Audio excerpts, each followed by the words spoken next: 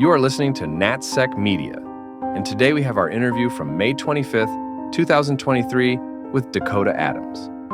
It was on the day the man known as Stewart Rhodes was found guilty for his part in orchestrating an attack on America's democracy with this group, the Oathkeepers.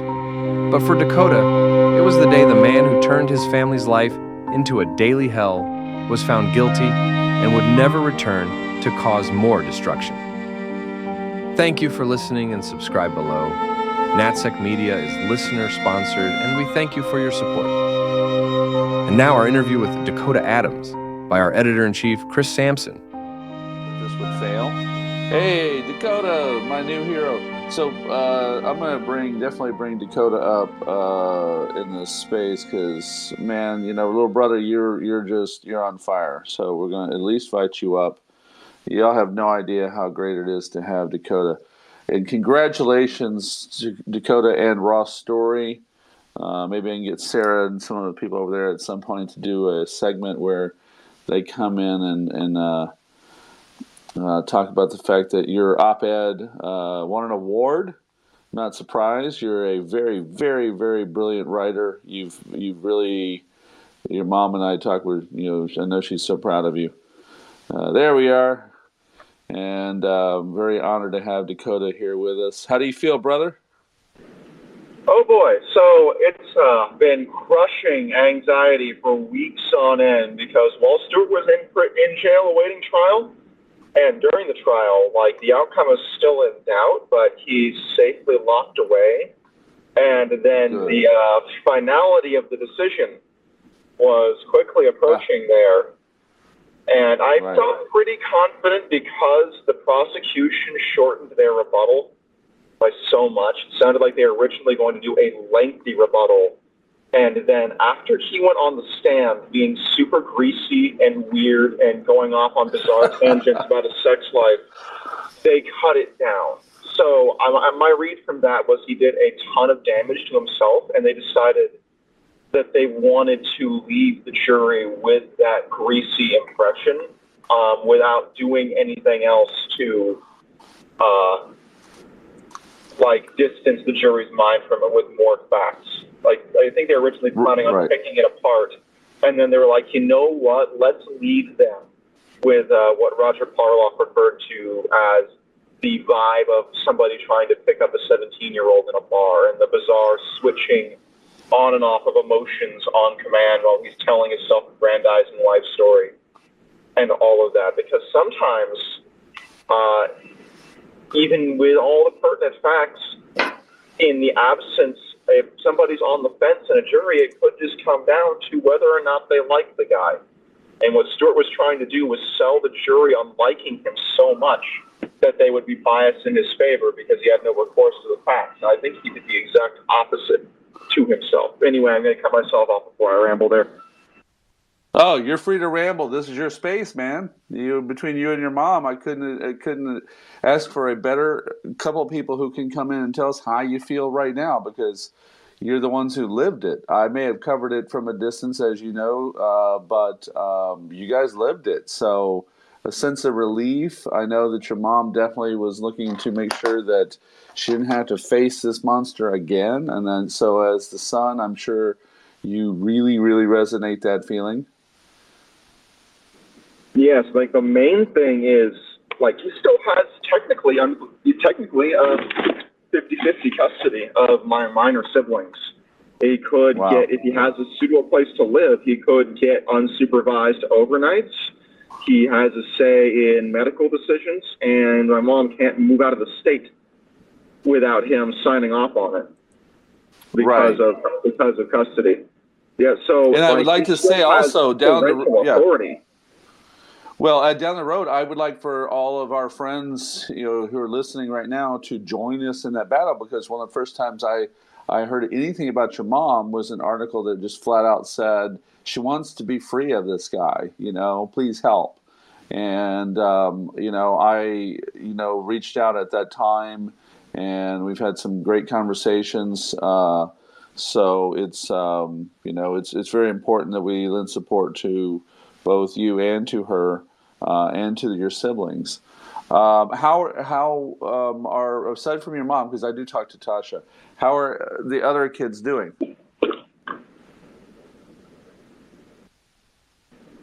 Everyone has been doing all right, especially the younger siblings have their lives more separate from this stuff than ours were, but it's definitely been weighing on everyone. It was a background shadow all through Thanksgiving, that kind of thing.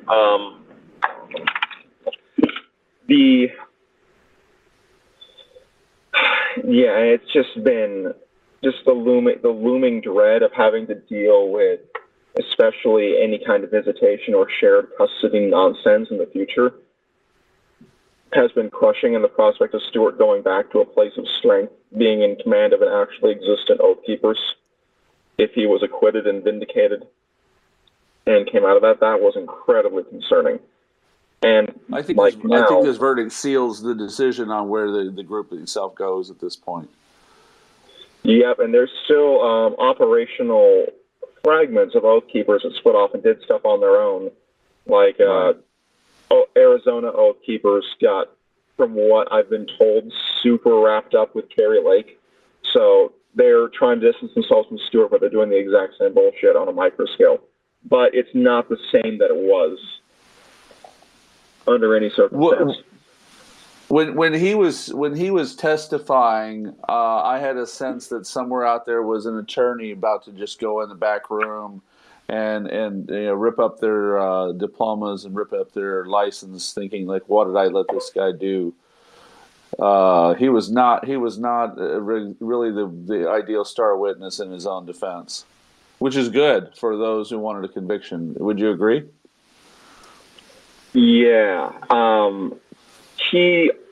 The thing is, probably his own legal team overestimated him. But for one thing, from what I've been told, you have your defendant testify for days on end if you don't have anything else, and you got to fill airtime and give the jury a good impression. I think they overestimated him because they know he's got that traveling preacher charisma thing going that I've talked about before, and he's smooth and well practiced at public speaking, and he can rally a crowd and all of that. But he's not really a person deep down. Like, all of his behaviors are externalized tools that he's built for use in the world over time, and none of them are an actual personality. So the byproduct of that is he has difficulty with the nuances of human behavior at times, like realizing that switching between being smooth and jovial and witty and being close to tears over the treatment of Vietnam veterans in the United States, like 30 seconds apart, looks weird. Like, he doesn't get stuff like that intuitively, and he has no idea what is situationally appropriate, which has been a long-term issue. Unless he is all the way 100% prude, speaking to an evangelical Christian audience, he has no filter, because his baseline for that kind of behavior was his really weirdly hypersexual and like unhealthily sexually open family and home life, and then the Army in the 80s. And like basic training. And so he thought it would be great to, I can only assume, well, part of it must have been trying to get back at Kelly Sorrell for tonight. They had a relationship, and dissing him with that. I think he just wanted somewhere to sleep thing. And he wanted to belittle and humiliate her, and also distract from the line of questioning being, was Kelly Sorrell acting under your command in any capacity, and did you have operational control over her? And needed to distract from that and get back at her. But also, I genuinely think that he thought that going on about the dynamics of his BDSM relationship with his attorney would endear him to the jury and make him look like a cool dude and have like a bad boy edge, and reinforce his image instead of making him look bizarre and just incredibly uncomfortable. Excuse me. Yeah, I agree, and I think that the relationship with Kelly Surreal was definitely going to be a problem when it came to the presenting that to the jury. She couldn't be determined whether she was a counsel or she wasn't a counsel. And I knew that that was a yo-yo problem that they were going to have down the road when real court had to kick in and real justice was in front of them instead of the way that they sort of LARP it in their heads. I do want to invite, you have Dakota Adams is here, and Dakota's been, brother, you've been incredible. Seeing you basically come forward and watching you write and speak up. I've watched plenty of the podcasts in order to stay on top of the story and watch both you and your mom evolve in the public space. So if y'all have questions, pop your hands up here. We do have a verdict, and the verdict is guilty. The five outstanding members of the Oathkeepers, many of them there were many group members that were indicted, but specifically the leader Stewart Rhodes, Kelly Meggs of Florida, Kenneth Harrelson, also of Florida, Jessica Watkins, and Thomas Caldwell of Ohio, all convicted. And we will see how each one of their cases plays out. So again, if you have questions for Dakota or for me, or just want to have a comment about this, please join us. We have a guilty verdict. So did you have any, Dakota, did you have any part where you thought there might be a different verdict? Were you ever concerned that it might hang or it just wouldn't quite reach that threshold? I was concerned about the history of seditious conspiracy. I was concerned more than anything, especially that one guy on the jury who came in as an alternate who said that he got his news coverage from Fox News. I was a little bit worried that that would result in a hung jury more than anything over, like, the cultural perception of seditious conspiracy is a very hard charge. Like, that could create the impression in the jury's mind that they had to acquit if there was, like, because a lot of times, like, you see this with, like, blatantly obvious murderers like Casey Anthony who get off, is that their attorneys manage to present reason to doubt as if it were reasonable doubt. And that there might be members of the jury who would be receptive to Stewart's legal team's only argument, which seemed to be accusing everybody of being some kind of FBI informant or paid informant, and hoping that things shook out the same way that they did Raymond Bundy. Right, and you're right. This is actually, I referred to one yesterday about the Christian Front back in the 30s when Father Coughlin, sort of like Alex Jones does or Trump or these others that get on there and really rile up a crowd, and then they find one group goes out, creates themselves a nice sedition case, buys the guns, does the training, has the plan, and then gets busted in there. And because they were white, essentially, they were completely exonerated. It was, the justice system has frequently let sedition cases fall apart because of the, kind of like, well, maybe they were just expressing their freedom of speech. Well, maybe they were just talking a little too hot, but they didn't mean so. And so this conviction was very important. I did when you were watching the trial go on, were there moments where you were like I was rather elated when I would start watching them roll on each other? Did you see some moments that you thought, oh, Stewart's in trouble now because so-and-so is going to cover their own ass? Definitely with the rolling, that one, oh my God, I can't remember his name. The guy who flipped and then testified to the illegal hand grenades in the RV, and then that being ruled admissible evidence, I think that was a huge hard hit. Not only because illegal hand grenades sounds very scary, but also because it verified or legitimized a lot of the rest of his testimony when that turned out to be accurate, when the ATF and FBI went and found those illegal hand grenades and illegal short barrel firearms at the RV in Florida, and invalidated the rest of what he had to say. That, I feel, was very important. And then after that,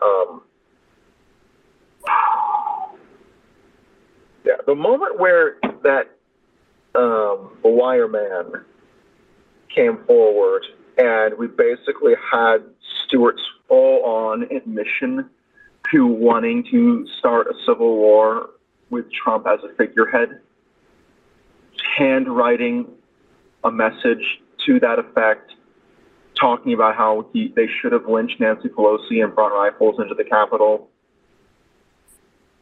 And for one thing, that completely invalidated everything that he had to say in his own defense, as far as Oathkeepers being there just like a bunch of little Kyle Rittenhouses to do first aid. And it also cast all of the gun and tactical gear and night vision purchases after the 6th in a very, very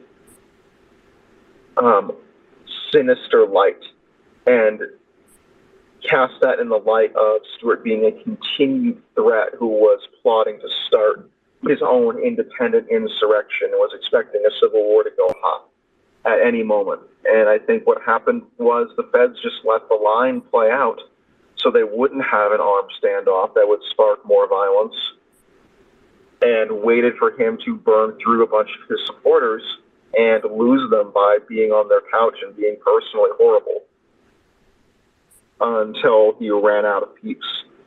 And I think that was, in retrospect, pretty smart. And also probably that prize electronics parking lot recording being withheld for months might have had something to do with it as well. But yeah, those were my top moments.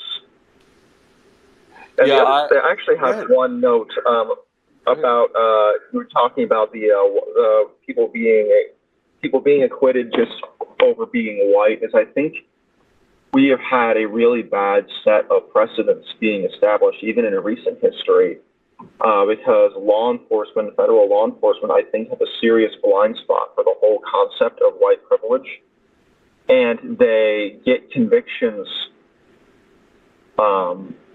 with Muslim bomb plots where the parts and schemes were fed to people that were effectively radicalized by a sting operation, and the heavy hand they get to come down with on any leftists. Like, leftists cannot run hot and do the training and say and have a bunch of rhetoric and have anybody go, oh, well, they didn't really mean that. Like, they get prosecuted to the fullest extent of the letter of the law, probably out of some misguided knee-jerk attempt to prevent tit-for-tat political violence. But what it ends up doing is tacitly and by default favoring violent right-wingers over anyone else. And so federal law enforcement gets used to things working that way, and then they try to nail somebody like Eamon Bundy on charges that would be a slam dunk if you were Muslim, and then it doesn't fucking work. And they're left with pieces of the case wondering what the hell happened. It's because they have a blind spot to the systemic biases that their own system is working with. And they're just behind the ball when it comes to accounting for that, up until this point where they made double damn sure that they had an ironclad argument. I want to give the hands here a chance to ask you questions. We'll go in search, then curious, then disco. Thank you, Chris. I wanted to pose the question, what do you think these verdicts will produce? And do you think that there will be someone in the group that will try to plea bargain for a lower sentence to turn over on somebody?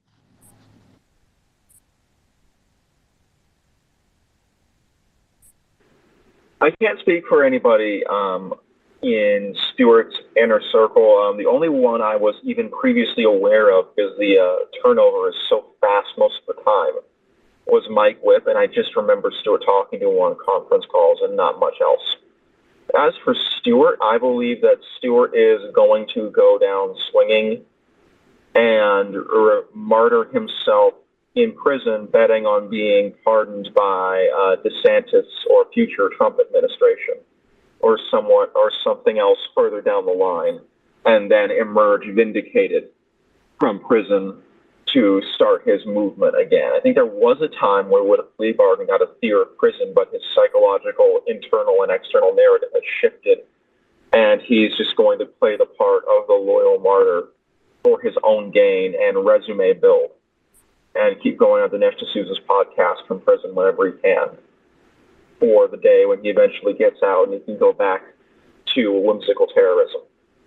As for the rest of Oathkeepers, I don't know. I do think that the trial de-emphasized the links to Trump and especially the hotel room phone call to an extent, just in case there were any jurists who were sympathetic to Trump, who would then be able to convict Stewart independent of any involvement with Trump without feeling like they were setting the big guy up for a fall later on. I feel like all of that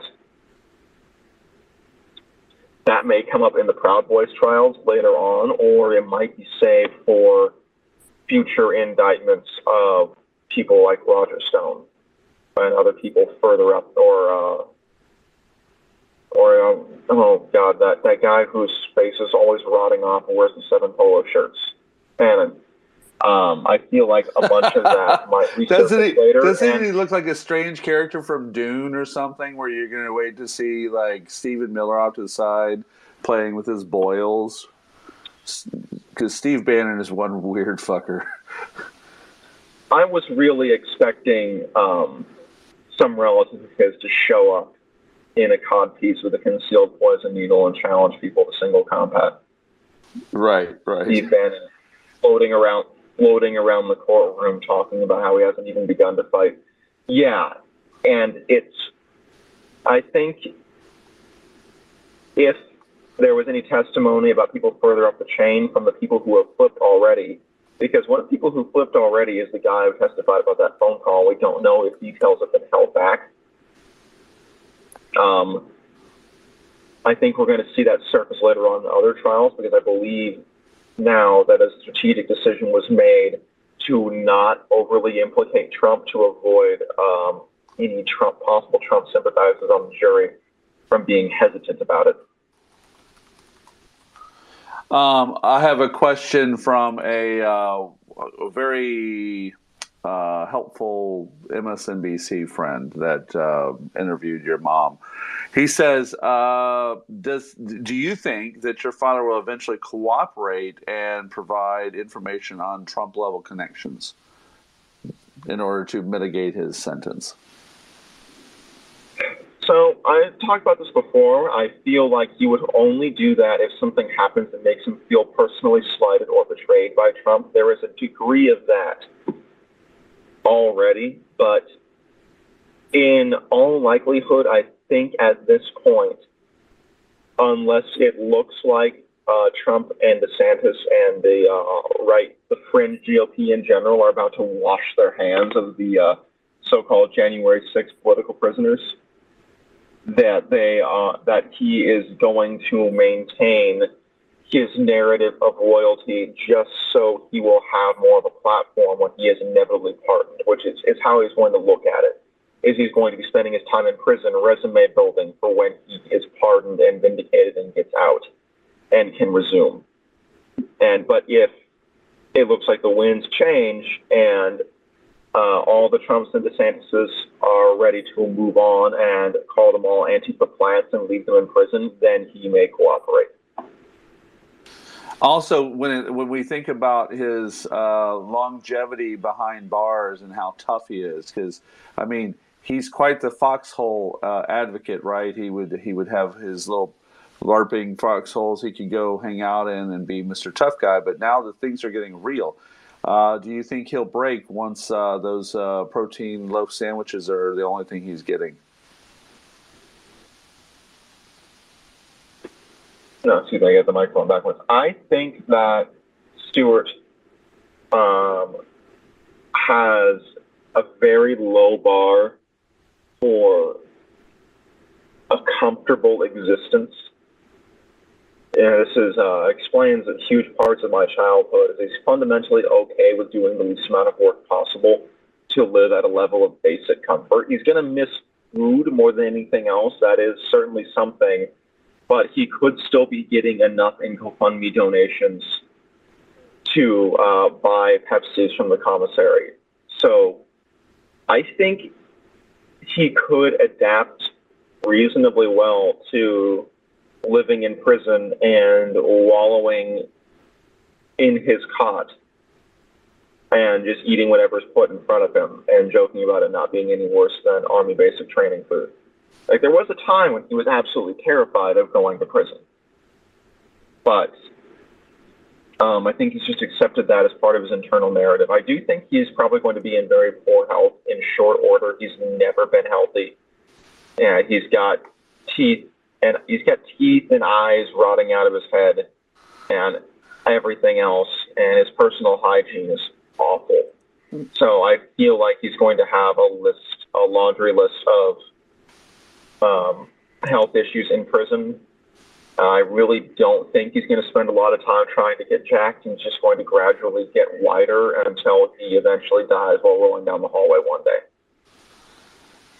Optimistic outlook from Dakota Adams again. Thank you for joining us. I want people who have questions to be able to come to you. I'm going to say flat out, and I mean this with no condescension. I'm just a little older. I am proud as hell of you. I do not worry about you guys like I might have a couple years ago when all of this came out and I just understood the vulnerabilities out there. You're more than emerging from this in your own capacity. Your name will stand on its own. You won't be son of. You're you, and it has been great to watch you come out here all guns blazing. So with that, let's go to Curious Pete and then Disco.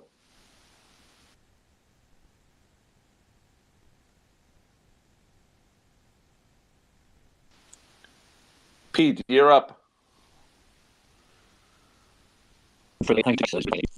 Oh, can you hear me?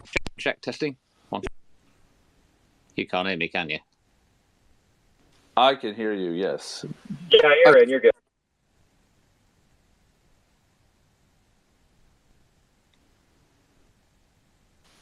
Fire away, Curious Pete. Pete, we can hear you.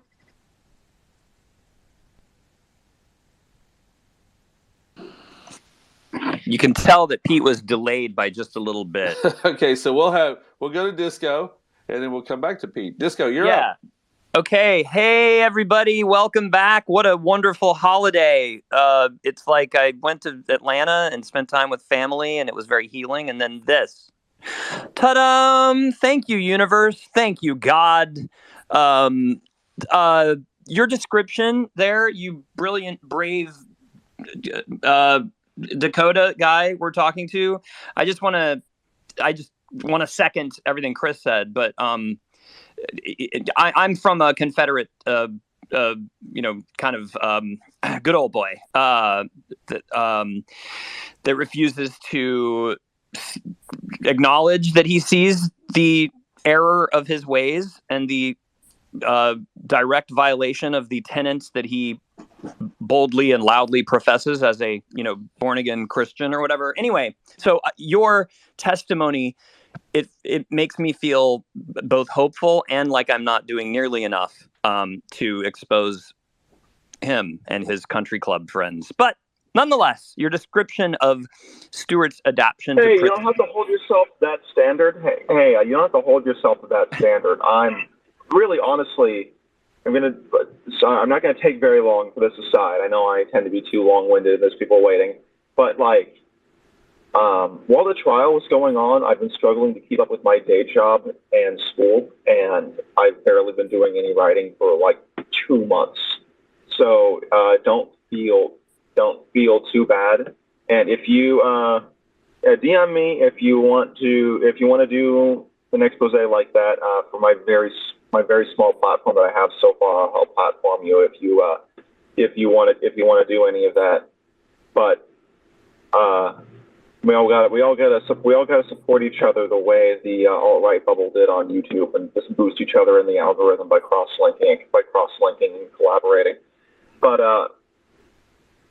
no, it's hard, and to be perfectly honest, a big part of me being as loud as I am right now is a survival mechanism and self-defense, because staying quiet and hoping things go away is probably the most dangerous thing you can do. But I and my family were directly in the crosshairs, and I realized that the safest thing possible, not just about Stewart, but for people like him ending up in power in this country, was to be as loud and aggressive as possible.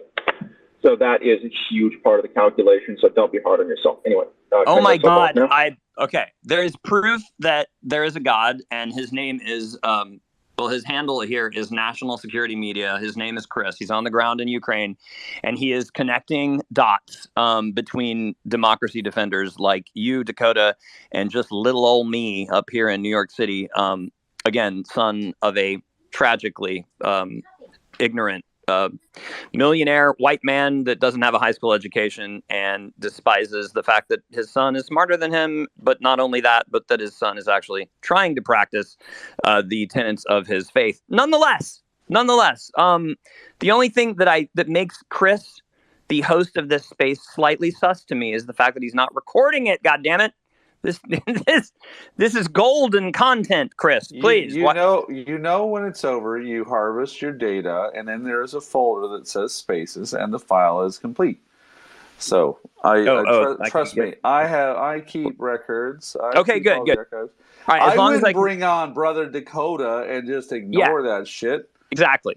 He's one of my favorite mammals. So, Chris, thank you again. This is incredible. Oh my God, I have so much more hope in the future. Lastly, I'm just butt kissing here, but what you described as Stewart's adoption to prison life for the greater cause sounds identical to something that you, Chris, know a lot about. It sounds like Osama bin Laden and the terrorist cells, right? Well, one thing that I think that was so important about this case, I had been infiltrating those channels since well before the insurrection. I was asked by a friend in June 2020, during the George Floyd protest, could I identify specific groups that might engage in election violence? I said, oh yeah, that's easy. I mean, literally off the top of my head, as quickly as the question was asked.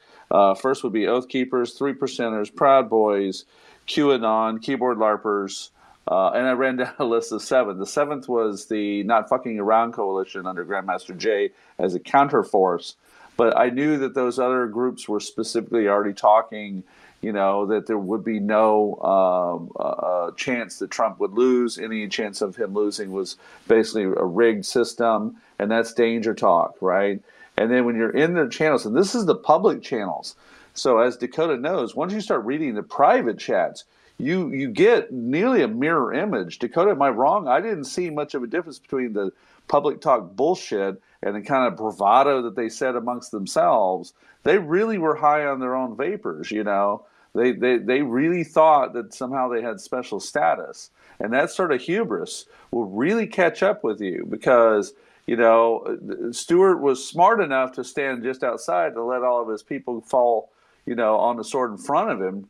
But just like Alex Jones and Nick Fuentes and these other shitbags, Roger Stone, they knew not to go in on themselves. They gave themselves the plausible deniability.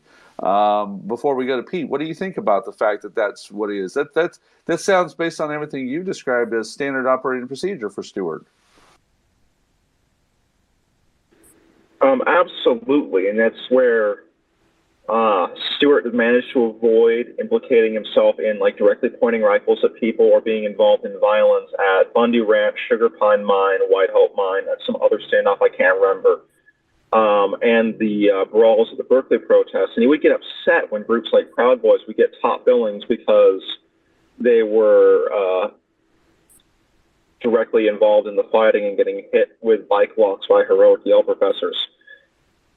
But served the valuable purpose of keeping his skin directly out of the game until, like, the arrogance of having open treason in electronic messaging apps at all was shocking to me, because a bunch of that shit, like the Serbia election overturn brawl seminar should not have been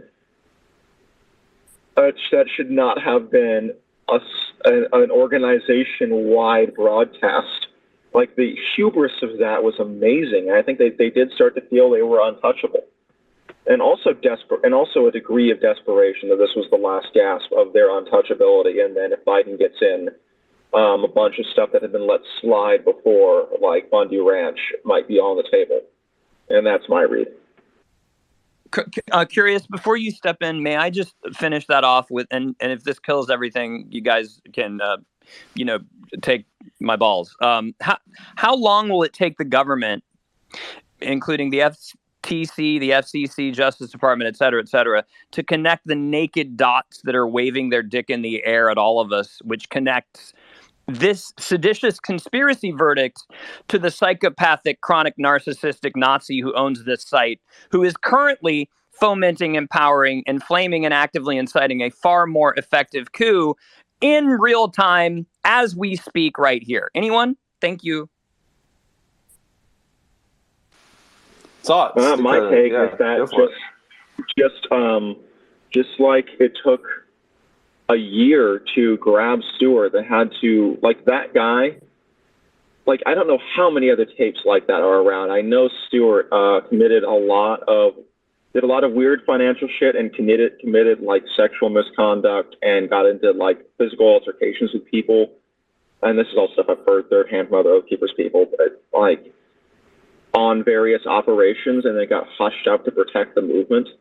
And then this dude in the parking lot wearing a wire took months to come forward after deciding not to pass on that message to Trump, which that could have been a very different bad outcome if he had. All of that was necessary because they needed to build an ironclad case. And what the Department of Justice is looking at right now, I mean, for one thing, a major obstacle has been cleared because there was not a red wave that handed the GOP a supermajority in the House and Senate like everyone was expecting based on the polls. And the Department of Justice, there is so much involved with Trump, with the documents case, which is moving forward, and his foreign entanglements and everything else. And on top of that is the surefire knowledge that when they arrest him, there is going to be mass civil unrest and a rash of attacks on federal offices. So they have to come at Trump from every single side. The January 6th committee, I've written about that before. I see that as a public relations prong of taking down Trump, is like everyone in America who is not the audience that just believes Trump is Jesus already has a clear idea of why he's guilty and that he is guilty. And the hearings, some of them had more views than Monday Night Football.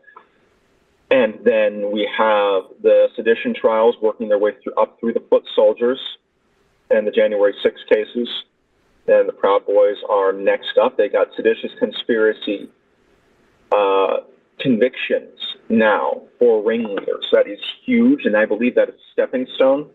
They're coming at Trump Organization's financials. They're coming at Trump over his tax returns. And they're coming at him. They're coming at Jared Kushner. Steve Bannon can't leave the country. Like, even before he was convicted this last time around, his passport was seized when he tried to leave. And I don't think Roger Stone is going anywhere either. None of these fuckers are getting on a plane and like fleeing to exile in Hungary. And I think it's just that there's got to be a lot of simultaneous attacks that go off at once because he's dumb, but he's still the kingpin of a massive international criminal organization, effectively with serious ties to current and former U.S. government and military and intelligence officials and significant political sympathy inside Congress still. And they've got to hit all those angles simultaneously and cut off all the legs of the spider at once and be prepared for a brush fire war in American cities effectively, and for the worst case of a wave of sporadic, disconnected, but broadly coordinated cellular terrorist attacks on opposition political people and on federal law enforcement and the federal government. So that is a big sandwich to bite into. And that is my view, is that it's happening, but they have to wrap it up. And I feel like the Hague War Crimes prosecutor being assigned to be the special master in the documents case is overall a good sign, as long as it's not used as a delaying tactic. So. Excellent, brother. Excellent. I'm sure, by the way, I've invited your mom to join us because I really have, from the moment she became a public person, was very concerned that she had the support, that there were all these nice people who definitely were advocating in the same direction, and just so that we were not only there for her but for you. So let's go to Curious Pete. Hey, hopefully you're hearing me okay now. I hear you just beautifully. Just fine, yeah. Perfect. First of all, well, thank you, Chris and Space, and thank you, Dakota, for the fascinating insights into Stewart and all the everything you're telling us. Specifically on the legal front, and I'm glad you've kind of brought it more in that direction. So I was just looking at the law, the seditious conspiracy law, and it seems to be like three potential routes to conviction. One is trying to overthrow the government. One is trying to prevent a law being enacted or getting in the way of that, and one is to do with possession of government property. And so I'm thinking about precedent and how this verdict is going to affect approaches and affect the application of law for in the future and all that kind of stuff. Do you have any? Now, obviously, we don't get to hear the jurors' deliberations, but based on what you know, and maybe obviously talking to the lawyers and watching the case, you'll have a sense of which of those were the most important. Were they firing at all of them? Was the one of them critical? Were they trying to emphasize one over the other? I was just wondering if you or potentially any other legal people listening can add a bit more sort of color to that. Thank you very much.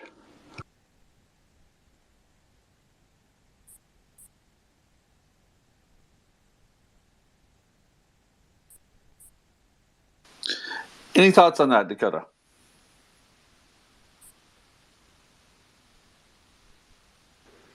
Yeah, so I don't have a lot of legal training from or none, no formal legal training at all, actually, and very little formal education. My read is that they went with, I want to say the impression of overthrowing the government, but I think the technicality was more of stopping the peaceful transfer of power as equivalent to stopping a law or stopping Congress from doing its job.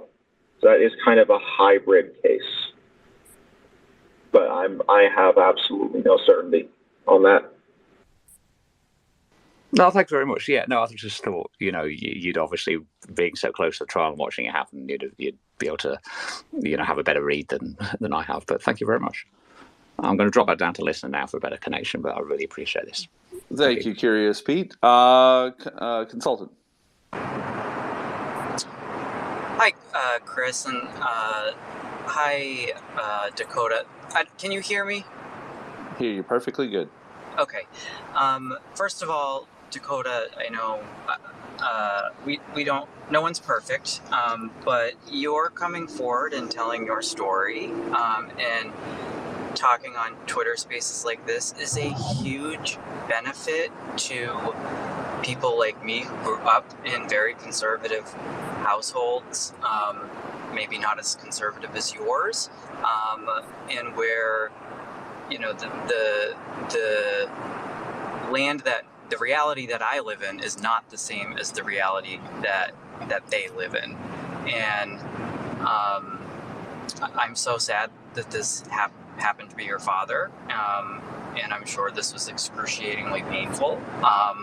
But it is having a positive impact with you speaking out. I wanted to know if you can you tell me a little bit more about your childhood? I mean, he went to Yale Law School. He must have.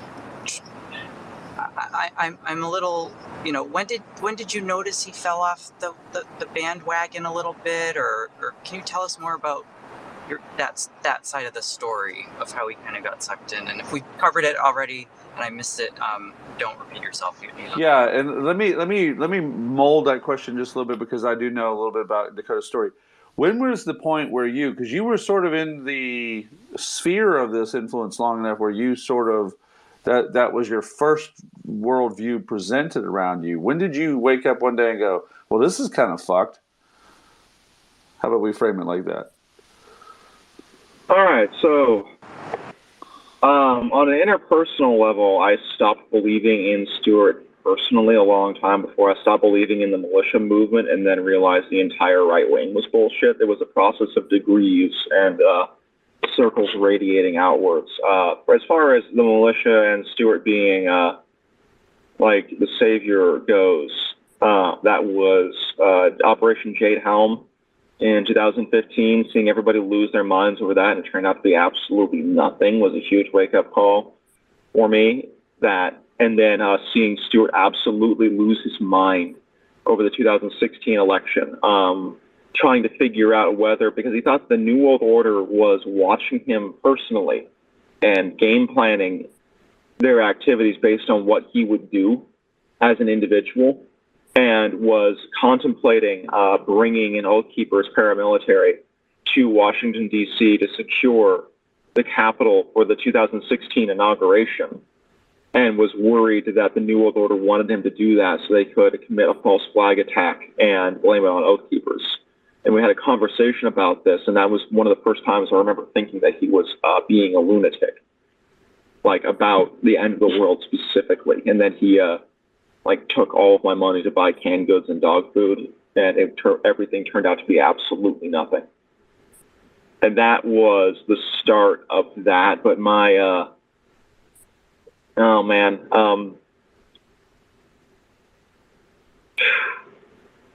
as far as childhood in general goes, I talked about this a bunch on some different podcasts. I always want to say left coast right wing, left coast right wing watch, but it was a West Coast right wing watch. I did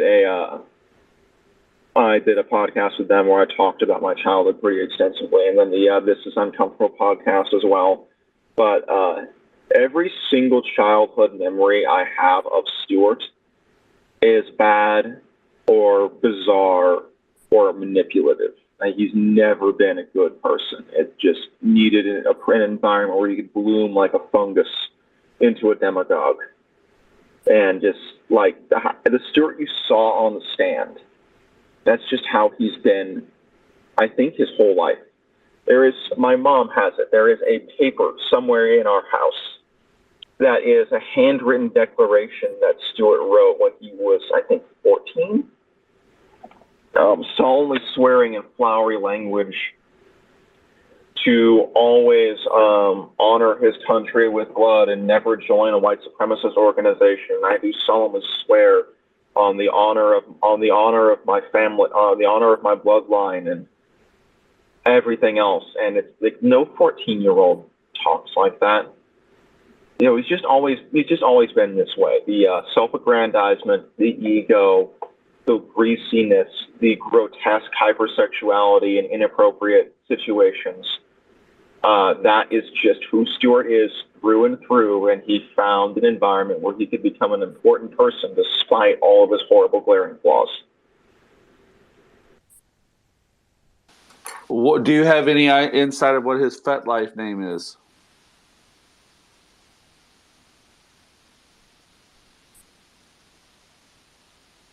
You don't have to answer that. That's a bad. It's an intentional non-joke joke. I did not understand the question. You cut out a little bit. I said, do you have any insight on what his FetLife name is? Because when he kept talking, I went, "Oh, this is not going to go very well. I think you're in front of the wrong audience, dude." I have no sympathy for the guy, but when I watch any defendant like him keep talking, I just kind of bury my head in my hands going, please keep talking. Please. Like, you're doing yourself, you're doing all of us a favor. And it got really... Yeah, he's definitely not doing himself any favors. No, one of the reasons why I deleted my FetLife account was because of a vague background worry that I would see my father pop up there in the Montana groups. So that is I don't think he's sophisticated enough for that, and I think it was Stewart compulsively mocks consent culture a lot in like a really worrying way. If you get the slightest provocation, you get to hear his imitation of a whiny liberal trying to have sex, where he goes, I guess content warning, where he goes like, "Oh, may I please thrust? May I please thrust?" over and over again, and just like belittling the entire concept of respect and consent as. Yeah, I think one time you said I think one time you said he feels that liberals want people to ask every single time there's a moment of intimacy would be you have to ask permission every single time, which is not how it works anyway. But yeah, everything was sort of a joke on that level. Yes, and that is, and also with the just. Sorry, give me a second. No worries. Plenty of time. Weird defense, you can look on my mom's YouTube channel right now, and she's got a video she pulled off of an SD card from one of his trips where he spends 12 minutes maneuvering a camera hidden inside a blanket to try and catch an upskirt video of the woman next to him on the plane while they're all getting off the landing. And, that was absolutely not a surprise to me. And, the nonstop rape jokes and the fixation on rape and the weird defensiveness about, oh, no, it's not always about power. Sometimes guys who commit rape just really want to bone down. All of that is very concerning, and I gather there are a huge number of basic dudes who are creepy and predatory like him floating around in kink communities, but with that kind of attitude, it's why he had to try to recruit swingers from inside the militia movement to come up and build out his compound, instead of getting invited to any of the good swinger clubs that exist in this area because it's a resort town. It's because he's too greasy and obviously predatory to be invited to any of the good clubs. So he wouldn't even, if you were talking to an audience of FetLife people, they would still think he was an asshole for publicly belittling her and then using that to slut shame when it's his affair. And what that was, when I jumped down a few people's throats on Twitter over this too, is trying to get everyone to laugh with him at Kelly Sorrell and be party to her belittlement when he went off like that, when the only person who should be slut-shamed in this situation is Stewart Rhodes. Agreed. Anyway, that was a lot of weird rambling. Go ahead. No, everyone, you're at the right space. You are getting the goods. You are not reading this on Reuters and CNN. This is the place you get this kind of content, because this is our good brother Dakota. Patty, I want to go to you. And Dakota, thanks for being here. Seriously. I really do hope we can get your mom to come here. I'm sure the phone for her is blowing up right now. But part of the reason why I like doing this, and I'm so glad you're here, is I really want a community around you. I put up in the nest, I put your op-ed from Raw Story, how I left the far right. And then I added up there at the top a way for people to follow your Substack, because we're definitely going to have that conversation many, many times, and I'm glad you're here. So let's go to Patty. Yep, and also, real quick aside. Go for it. Yeah, I've got I've got new content coming out tomorrow or the next day. I also have fallen pretty behind on homework for my finals while all this has been distracting me. So I'm not going to be super producing content to capture the moment like I should. So everybody's just going to have to be patient. But also there's a BBC video and text piece that's coming out like within the hour, where there was a BBC film crew that was hanging out with me for about 3 days straight, and in my daily life, and that's out today. Excellent. When you send it in this way, we'll post it so everyone else can check that out. I appreciate that. Patty. Oh yeah. So yeah, go ahead with your question. Sorry. Dakota, thank you so much for being here. I wanted to ask, are you familiar with what his family life was like when he was growing up? And did you see signs of like any mental illness or anything of that nature? I mean, throughout this? Thank you. I would say possibly elements of bipolar disorder. I can't give any diagnosis. There's some stuff that seems to ring true. A lifelong paranoia. He believed that he was somebody under government surveillance and suspicion when he was a nobody valet parker, first dating my mom and working at a casino. And that just developed over time, and certainly a lifelong sense of being the main character. Narcissism, a severe porn addiction, and like blatantly obvious to everyone in the house, and binges with like brief binges with prescription painkillers stored from sketchy survivalist dentists. But I never heard the end of how this was we all had to be patient because of Stewart's terrible childhood and the generational trauma in Stewart's family of his great-grandmother probably being a prostitute in mining camps on the Mexican border as a teenager, and the generational poverty and hard scrabble violent fringe existence before my grandmother found legitimacy in MLM and real estate scam circles in Las Vegas, and the rotating, continuously shifting cast of temporary stepfathers and father figures, and all of that. But the thing is, I also had an incredibly shitty childhood. And instead of wallowing in that, I'm trying to fix myself. It's not my fault, but it is my responsibility to not pass that damage on into the world. So I'm in therapy and working on regulating my emotions and dealing with paranoia and anxiety and doom spirals, and not using my bad childhood as an excuse for every single one of my bad behaviors, and above all, trying to have compassion and basic respect for other people. And so there's a point where, like Stewart definitely had an awful childhood, but there comes a point where it can't be blamed or you can't be excused on those grounds. Yeah, and let me pick that up with you. We have you and I have different backgrounds, but quick bio bit. I haven't discussed most of my life, but I've been more open about lately.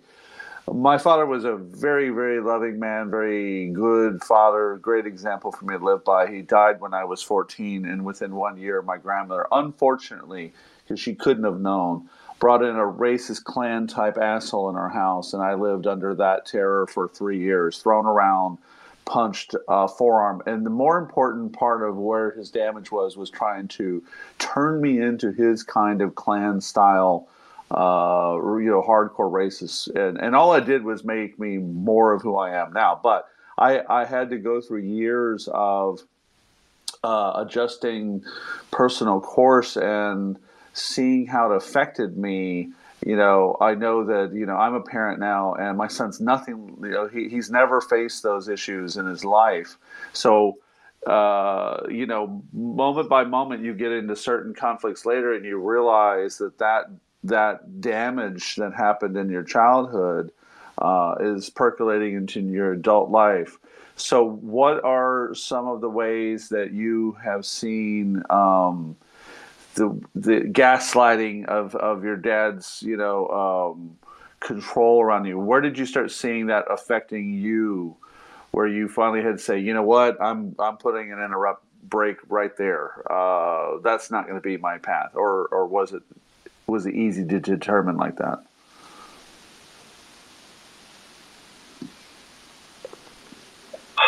That started well back, even when I would hear people making excuses for Stewart, oh, he had such a tough childhood, and I knew that I didn't want to be like him from, I would say, probably 11 or 12 through my early teenage years, and that fear of ending up being like Stewart was a huge contributing factor to suicidal depression through my early and mid-teenage years, where I figured I was going to become someone who was like Stewart or an incel neckbeard, and going into online communities to escape from the reality of my day-to-day life, just living in total squalor in horrible shack in the middle of nowhere in Montana, and waiting for the end of the world to come. And I was plugged into 4chan and saw one eventuality, and then I was also on Reddit and a bunch of other places, and was looking at all these communities full of people, like when my belief in the coming apocalypse started to break down, and I started thinking, wow, this a bunch of this malicious stuff isn't making any sense anymore. And I looked, and all the online communities full of people that agreed with me, that were validating my suspicions about the militia movement and right-wing fringe politics and everything else, were all also people that were basically wow, it's so sad that all these guys, all these lonely nerds who are having describing a childhood almost exactly like mine, are just doomed and predestined to be spree shooters or van attackers. And I was oh, well, fuck, that's great. And that is something I struggled with for a very long time. And the hardest part has not been deciding that I don't want to be like Stewart. The hardest part has been trying to decide to accept that I'm not like Stewart and make a decision to stop hating myself for being alive. And that has been an ongoing process where I compare, and in everything, I judge myself as harshly as possible across the board. Yeah, And this is a common thing with people who have parents I was going to say, this is a common problem with people who have parents that have committed some grave crime. So you're not alone in that. Have you been studying cases where, for instance, maybe children of murderers, children of serial killers, children of cult leaders, where they've had to do that process, that therapy? Because it's certainly, that what one person called it their DNA memory. Is there something in my DNA memory that will wake up and I'll find that I'm a monster? Yeah, that definitely speaks to all of my anxieties. I can't say that I have very much, except for happening to read interviews from the adult children of the BTK murderer, David Parker Ray, when he was finally caught and having to come to terms with that. That might be something valuable now that you talk about it. I just have not done that reading very much on my own. Well, I can say I think that I can get a show of hands here easily that everyone here, and I know I see you as yourself. That's how I have seen you emerge, not as son of Stewart. I really, and we have one friend of mine's down in the space down here listening that we have paid attention to this case for quite some time. And between you and your mom, I have nothing but the best confidence that things can only get better. Everyone here, I can say you should be following Dakota's account. I did add the link. Thank you for sending that over, Dakota. The Mike Wendling's post is up of the BBC article. The Oathkeepers leader Stewart Rhodes is guilty of seditious conspiracy in the biggest January 6th trial yet. During the trial, we spent time with his family, son Dakota Adams, and ex-wife, that girl Tasha. So thank you for sharing that. We have that up in the space. I asked your mom a few months ago about support groups that exist for post-militia, family life. I know this exists in the Mormon world. I know people who are former Mormons have gone to a very specific therapy for what they see as abuse, but here it's a different animal. So have you seen that, or do you think that that's something you'd like to be a part of? I'm sorry. I'm a part of that cut out. I'm gonna have to On a group called My Family real quick, and then I will be right back in. I did miss the last half of that question because of the No problem. Go do your thing. Come back. We're already glad that you're here. So, yeah, jump back in when you're ready.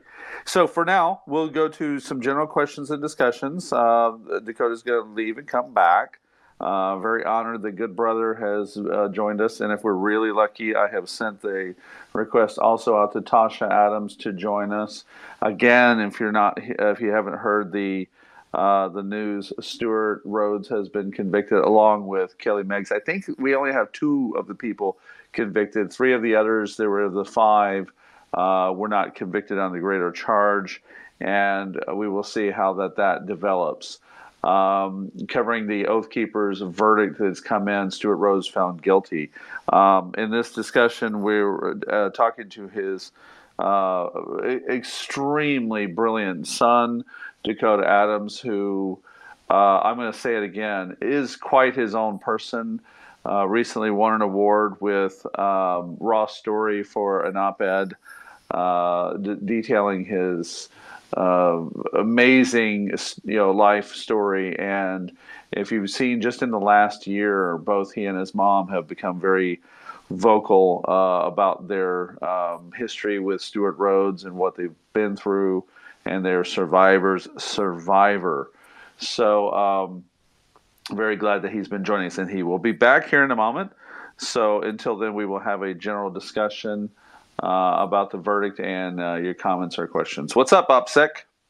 Hey, how's it going? I was really interested, he mentioned 4chan and Reddit, and I was hoping someone here could kind of speak to those two things, because I know these communities sort of thrive there. And it's always been interesting to me how some people go deeper and deeper down that rabbit hole. And I'd be curious, what speaks to those people, because I can admit, like, when I was a teenager, I would go on sites like 4chan and I just thought it was a bunch of trolls, but clearly there's something much more malicious and harmful lurking beneath the surface there. Yeah, and I would say that they come in layers. So you have some folks will only kind of peruse and take it with a grain of salt. It's news of the weird. I've been on the net so long. I remember bulletin boards that were just weird. Long before there was a Darwin Awards website, long before, there were some of the sites like Kiwi Farms, which are like cesspool. It's been a part of the internet culture from the beginning. I don't know a time when people could share forums or RIMC,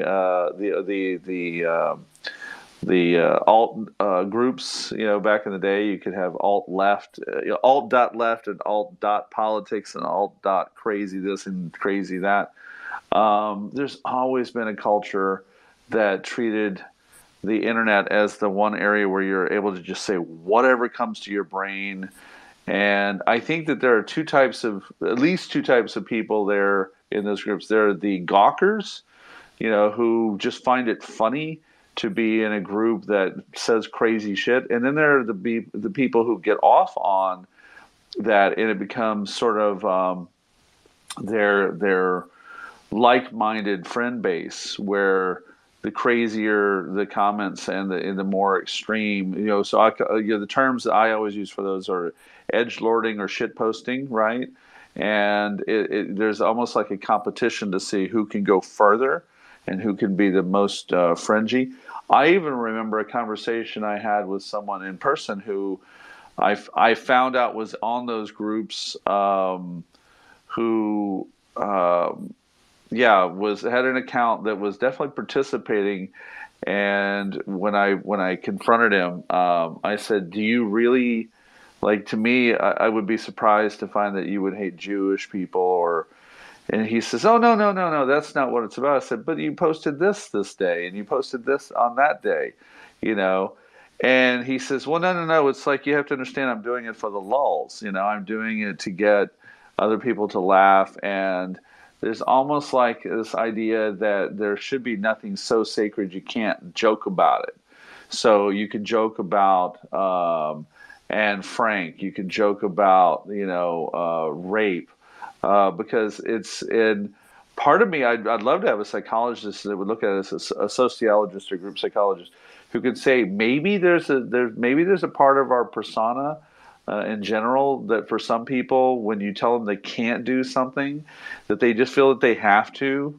When they and the thing is that this particular person, I really don't want to name him.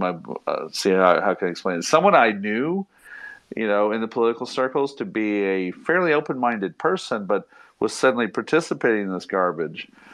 And the more I thought about it, I thought he just really, he likes weird ideas, but he doesn't necessarily endorse the ideas. So then there's the third, maybe at least third layer of people who really get into those circles and really believe the bullshit and become the more metastasized, dangerous folks. So each of these forums has their flavor, and I would say they almost compete for the craziest level. So regular 4chan itself has become just kind of, any of those chans are really mild now.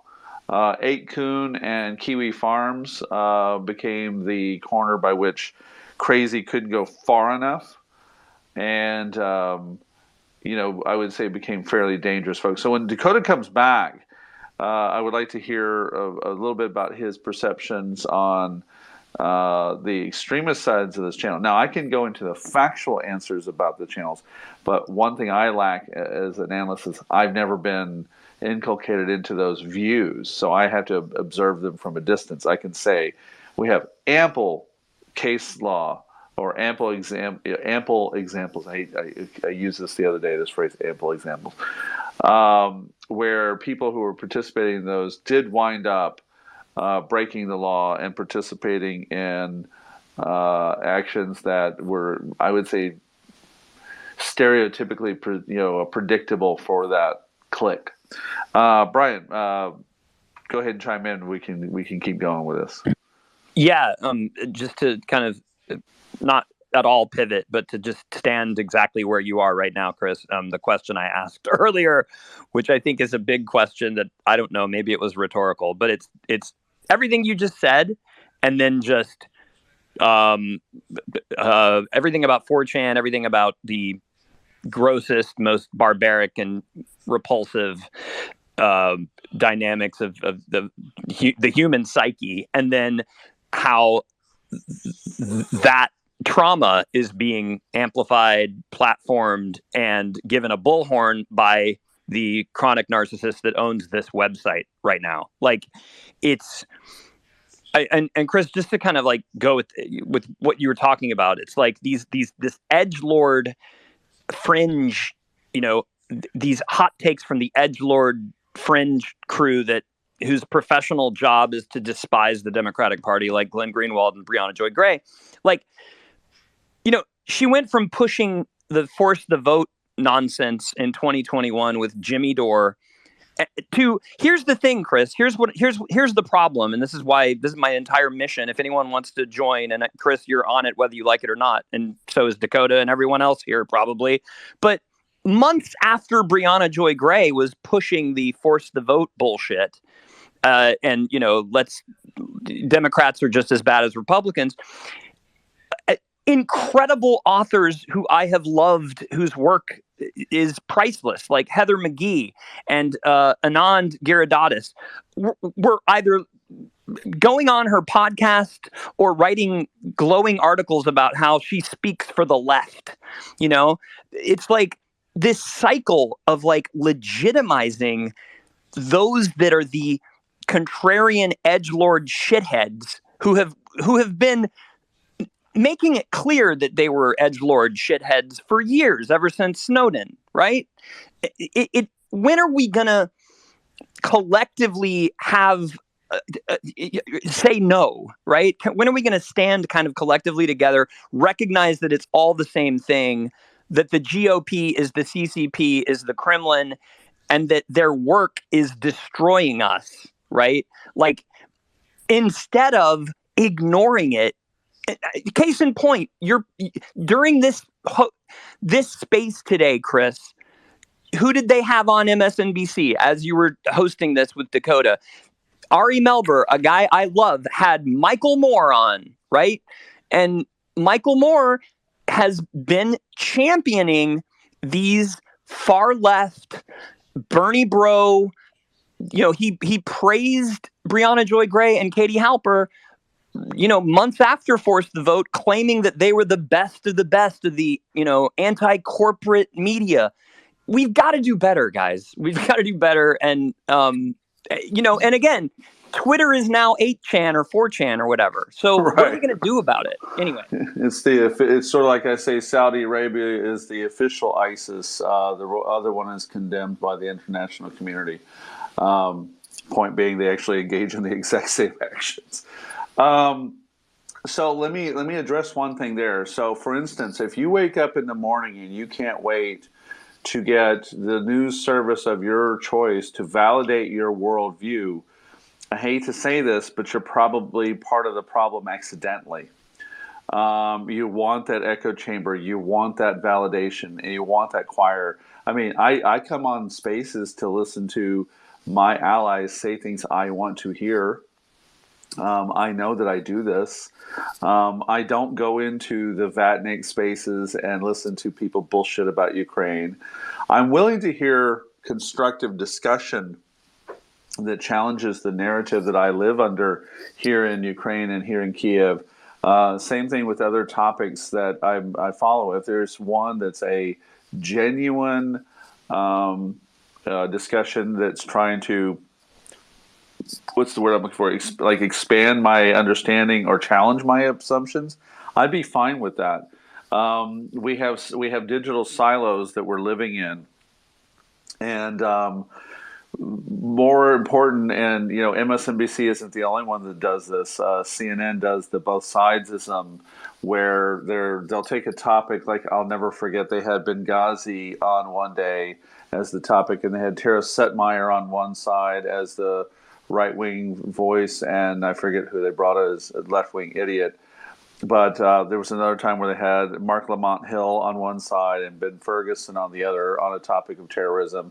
And I just wanted to strangle the producers because it doesn't do anything. There's no educational value of bringing those particular political voices in. And in fact, I even felt, can we finally stop dividing national security or international security items up into left and right partisan bullshit? Because I don't think that way about the coverage or solutions of said causes. I see them as something that I could go to a right-wing audience and pitch, why they shouldn't be Islamophobic assholes. Do you want to defeat ISIS? Yeah. Well, if you want to defeat ISIS, you need to learn how to get along with Muslims, because when you do, you'll build a bond see where I can go with that? I didn't make that a left or right wing issue right there at all. I just looked at trying to solve the problem. Grumble, you've got your hand up, and I always appreciate when you're around here. So what's up? Oh, I'm flattered. Yeah, you can say the same about the Oh, that's easy for you to politics in public health and medicine. I'll work around it. I'm glad you brought up the seeking therapy after his experience, especially kind of sort of deconstructing the undue influence, coercive control, and the abuse that he's really been subjected to, and figuring out how do you know what's real, what's in a manner of speaking, right? Pulling those pieces apart, and that's really hard to do, and there aren't a lot of people that specialize in it. Someone that came to mind was Stephen Hassan might have a good referral. And I would just for those who don't know, you'll continue in a second, but for those who don't know, Stephen Hassan, who actually asked me to research one of his books, and I was too busy, so I feel like shit every time I think about it, because I like Hassan's work. But former Moonie, who has specialized in cult deprogramming and really self-searching into that topic. So just so that the listeners know who Steve Hassan is. Steve Hassan's a great example.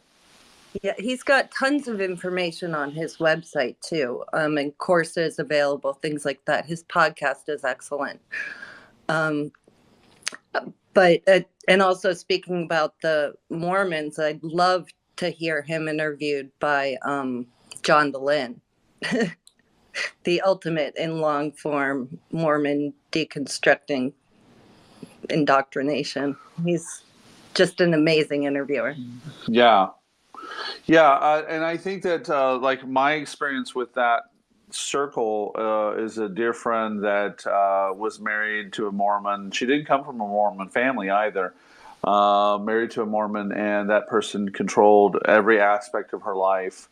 When they were divorced, continued to try to do so with her child, just constantly manipulating the situation around.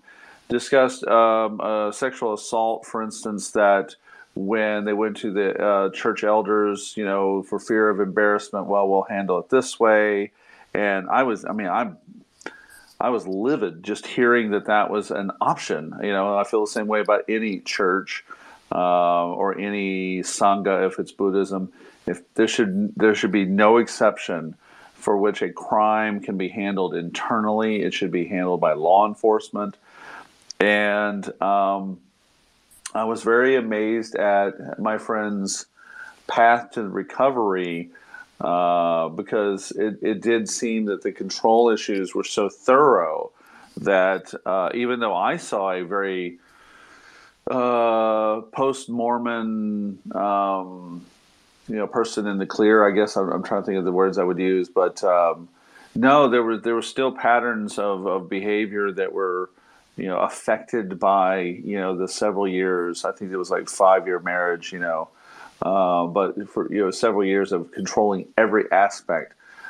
Certain conflicts that would happen between me and this person, because I never lived in that context, that there would be suddenly some interesting reaction to how something would be paid for. Like we'd go to lunch together, and I would say, "Well, I'll pay." No, I have to pay for my part. Like, oh. But I'm offering. And it was part of that reclaiming self. And I know that if Tasha gets to join us, which would be great, I asked Tasha Adams in a space a few months ago about the need to go through that relearning self. And Tasha said, she hadn't really thought of it that way, how to relearn who you are. What were you before Stewart Rhodes showed up in your life and began to define your reality? Again, those who are joining us, we're doing a spontaneous live spaces about the verdict that Stewart Rhodes and Kelly Meggs have been found guilty. I'm going to pivot to Kelly Meggs for half a second. One thing that I do in the work and wonderful, I'm just going to avoid calling him out because I don't know if he would like that. A wonderful colleague who I have probably more affection for as a researcher and buddy is in the space down below. I'm gonna put a little blush on the cheeks, hopefully, of saying, incredible teammate. Wouldn't be doing this without that teammate. We really get down in the minutia of these depositions and the criminal filings, and man, every time there'd be a new fucking filing coming out, it's like, okay, I need to know exactly what this indictment, the superseding indictment number 9 or whatever number we were on, said that wasn't said in the previous 5. Because to me, one of the fascinating things was how the case evolved, right? The fact that I knew this pattern both in the Proud Boys and the Oathkeepers circles, that they're going to unravel the DOJ through the FBI guys. They're going to unravel this case layer by layer by layer. So as they begin to, if you remember, there was basically 5 people indicted near the beginning, and it was the same folks we mostly got used to hearing: Thomas Caldwell, Kelly Meggs and his wife, Jessica Watkins of Ohio. These folks were from the beginning the ones nailed, but over time you kept seeing more indictments out to, I think we got up to 20 members that were Oathkeeper members that were listed in the indictments, and each one would reveal an onion layer of how the comms had been made available to investigators, and then of course, that's when they're sitting down with someone and asking questions and saying, well, would you like to tell us when you first joined, or who you were communicating with, or what your plans were?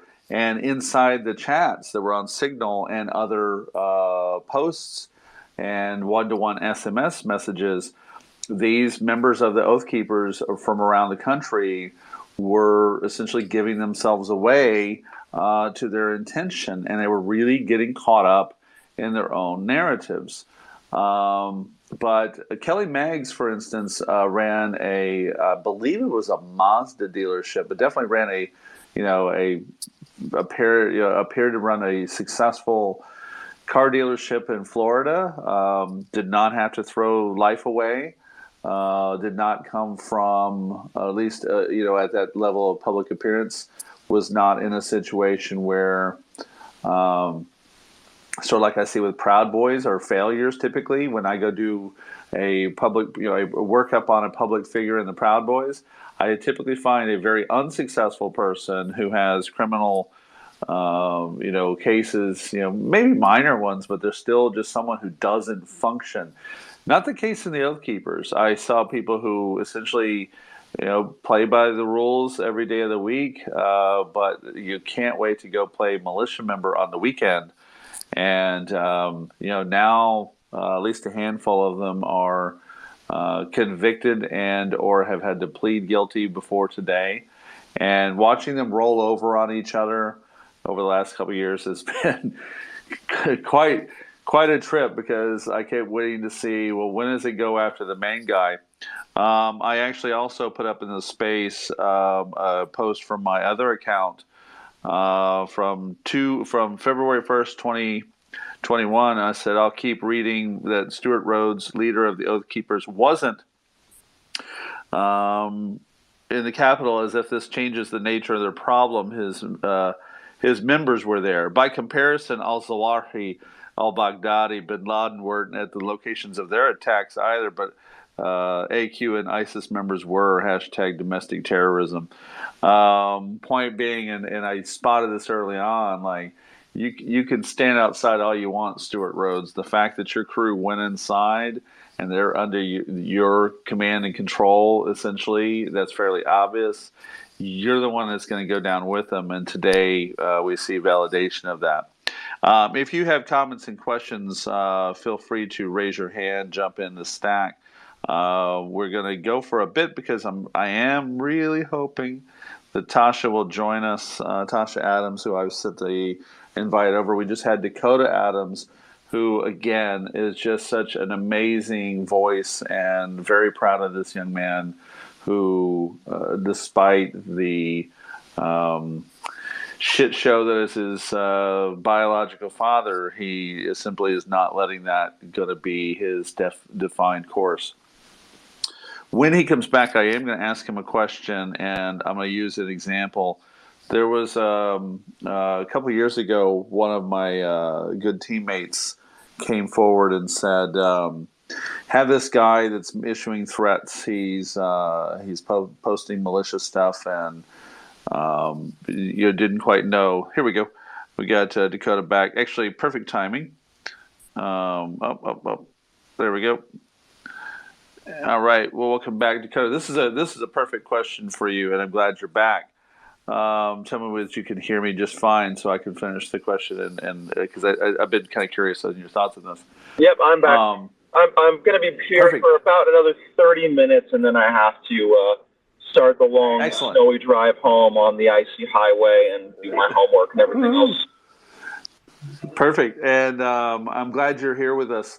So I was about to tell a story. A couple of years ago, one of my volunteer team brothers came forward with a militia member out of Alaska, and after we had our little "please identify him" little fun with our group, his name was Marshall Albertson. He was from Sitka, Alaska. He was up shit posting videos, Biden, you and your guns, we're going to be doing this, and he just was crazy, dude. And I posted kind of calling him out when the Sun messaged me and kind of somewhat privately and said, "Hey, that's my dad." And I went, "Oh shit!" So he was very concerned, and he didn't quite know what to do. And I said, "Well, look, you have a report, yes, we do.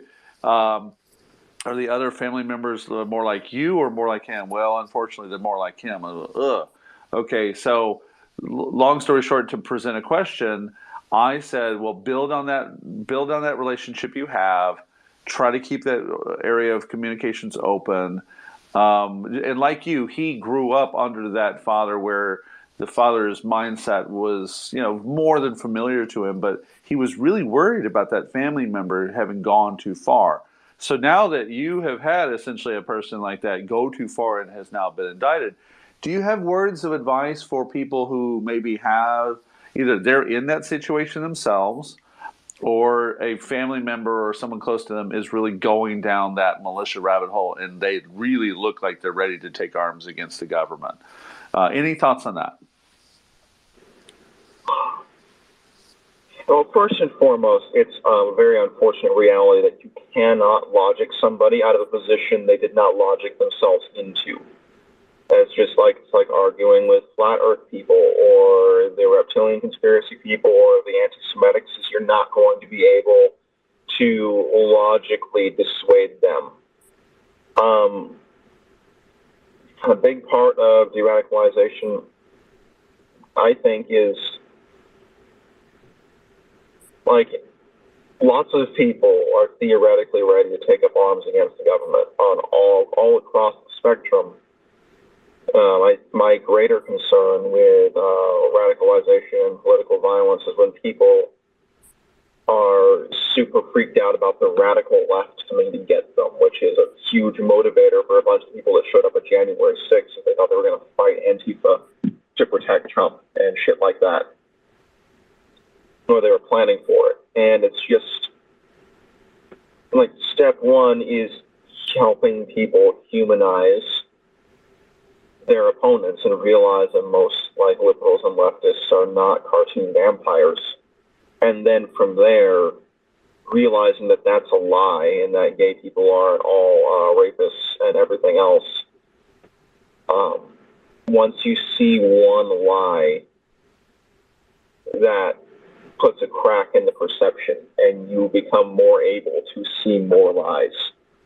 And it's just a process that someone has to work through, is seeing lies gradually. Like, I was not in a mental state where I was able to give a critical thinking, fair hearing listen to Russiagate until after Trump started to lose me on abandoning the Kurds in Syria. And I was like, what the fuck? And then I looked at all the commentators talking about how Russia got everything they wanted out of the situation. And then, because of that, that opened up the crack that allowed me to start questioning Trumpism all across the board and take a second look at Russiagate. It was the same with the militia movement. It was the small inconsistencies that chipped away. Otherwise, if there is no crack that's open, then even mutually contradictory beliefs in like the standard conservative mindset outlook is full of mutually contradictory beliefs, because hardcore conservatism is inherently authoritarian and a precursor to fascism, and American conservatism has wrapped itself around the flag and the Constitution. And those contradictory beliefs do not fight. They reinforce each other with their own weight, like a Roman bridge. But unless one stone is damaged. So that's my advice, is find something that a person cares deeply about and show them where the movement is dead wrong about it and repeating lies.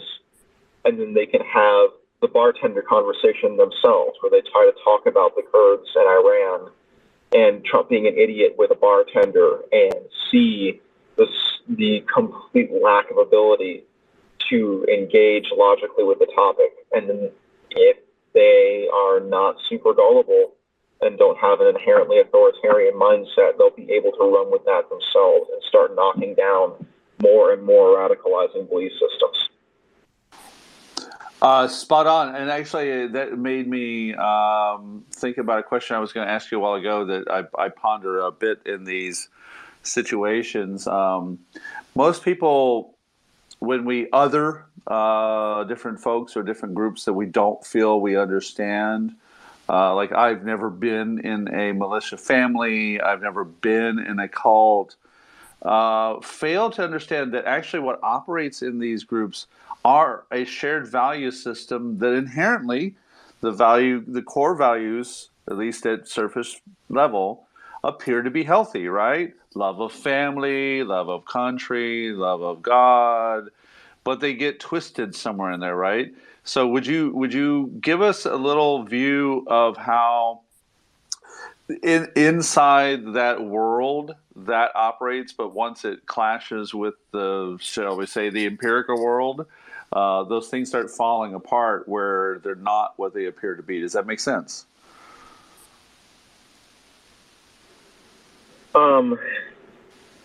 That does. I think one big part of the foundation being undermined for me was seeing how hollow a lot of the rhetoric was. The militia movement is all about grand speeches about blood and sacrifice and hard, manly duty for the cause of freedom and creating a better world for your children and all that. And that was the emptiness of it all was thrown into sharp relief when I joined the volunteer fire department.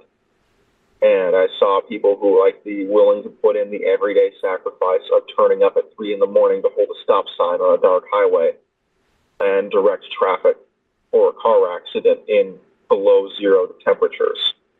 And a lot of the militia movement just does not have that. And it became obvious to me that it was all empty rhetoric. And that was a big part of it, is as isolated as I was, there was not very much opportunity to compare the informed, outspoken, outward values of the militia movement with empirical reality. The next time that happened was when the supposed values of the militia movement and their rhetoric came up against the empirical reality of the George Floyd protests and the Breonna Taylor protests and the Black Lives Matter movement, and seeing how everybody actually reacted, going back directly on their word when everything they were warning about happened, and there were unmarked. Like, what the hell is that one? There's a skit somewhere that Alex Jones featured in some documentary. It's like a sketch they did where Alex Jones is like in a strip mall in the middle of the night in a parking lot, shouting through a megaphone about the New World Order, and a black van rolls up and a guy leans out and stabs him in the stomach, and then he gets dragged into it and vanishes. And like that almost directly happened to Black Lives Matter protesters in Portland, where ICE was used internally outside their scope as a roving internal shock battalion to break up opposition protests with no warrants, no unit insignia, no paperwork, out of Hertz rental cars. Like that's militia candy. That's right there. That's the entire package. Like we were right all along, and then they completely missed the bag, because it turns out a lot of them actually are very racist, and the direct comparison of supposed value with empirical reality was stark, and that was when I walked away from the militia movement. It took me until 2018 to make that full realization, after a bunch of preliminary realizations that undermined the foundations of my belief, and then that was the system shock. Right. And I want to make sure I open to everyone below before you go. We've got you for just a little bit longer. If you would like to ask a question to a person I consider to be the authority, one of the very few authorities at this level on the Oathkeepers, and now that we have a guilty verdict, we have good news today. Please make sure you join this stack and get your question in, because we won't stay open forever. I have two questions, but I'll start with this one. So you sort of alluded to how ICE vehicles were used, etc. And I think of one of the things that I have been quoted when I've covered this story was in-group, out-group behavior when it came to existing law enforcement, active duty law enforcement, and how they turned a blind eye to these groups, Oathkeepers, Proud Boys, etc., 3%ers, largely because they were guilty as hell of being involved with them or being members, being sympathetic. And I certainly don't want to say like Harry Dunn and the other officers who were assaulted were part of that mindset. But the sad irony that they became the targets eventually, and it's almost like they scratch their head and go, but wait, I thought you liked us. What are your thoughts on that, considering that, especially with the Oathkeepers, there's members of law enforcement in the group that now have to do a little bit of a soul search?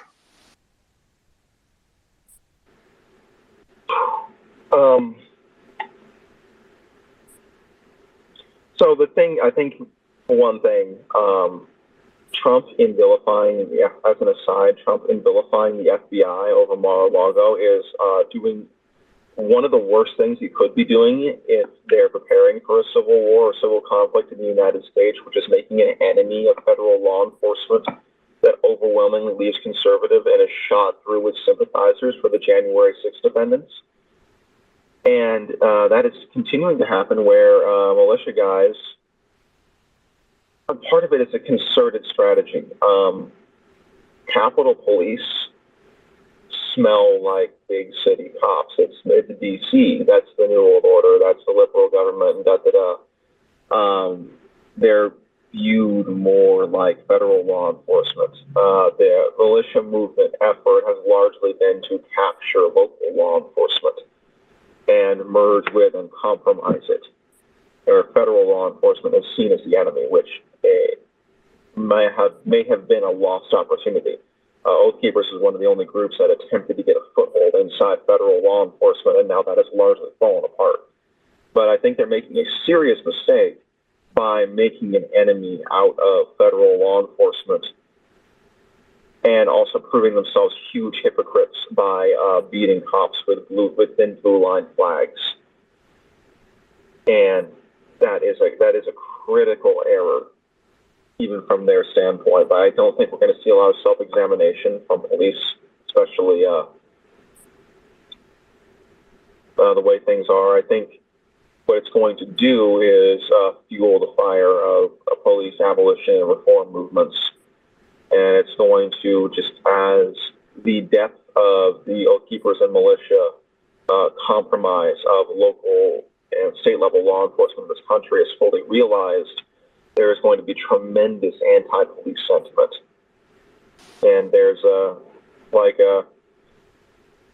in Portland, the police have effectively been on a silent strike for 2 years, where they're all but refusing to do their jobs when it comes to the most petty crime, in protest of the city government not being in lockstep with them during the Floyd protests. And that kind of thing is just going to continue. And there's a link that I'll send you later where a BLM activist and organizer talks about how a local Oathkeeper splinter group effectively infiltrated and took over the local government of this town and coordinated a harassment campaign against him. And there's security camera footage of him getting attacked by a group at a bar.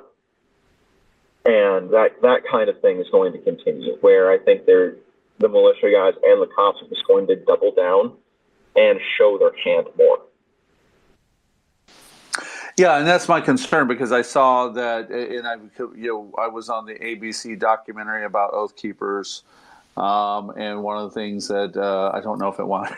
The weird thing about it, this from being recorded, you do all this interview stuff, and then you wind up saying about 10% of whatever you said, and sometimes the context goes missing. But I said that if they had been wearing burqas, if they had been black, if they had been Guy Fawkes masks, you can guarantee they wouldn't get 10 feet away from the Capitol steps without being harassed. But the moment they present themselves as right wing lunatic fanboys of Trump, they're a few officers here and there high-five them, and we're glad for them to be there, and that is in itself a security compromise that's glaringly obvious to anyone paying attention. So, hey, OPSEC, you got your hand up. And again, I want to remind everyone, we're going to just go for a little bit further before Dakota takes on a different path. I do hope you'll come back, because I definitely...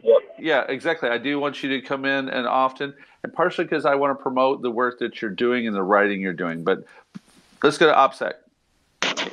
Yeah, so I had a question, and just to be clear, I don't think this is actually something that will happen. But what if the dog actually caught the car? What's the end game look like to them? What do they see coming next?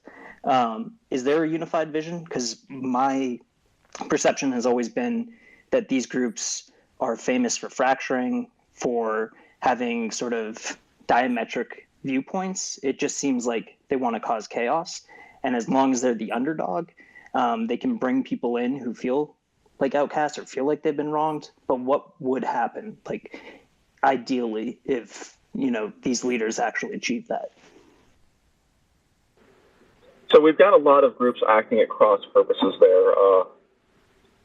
Oathkeepers and Proud Boys fundamentally wanted to keep Trump in power only as a stopgap solution. I privately believe, this is just pure conjecture on my part, that Stewart was hoping for some kind of higher authority position inside Trump's forever administration. Stewart Rhodes, commander of internal security, he can easily be one of the bad guys in Andor. And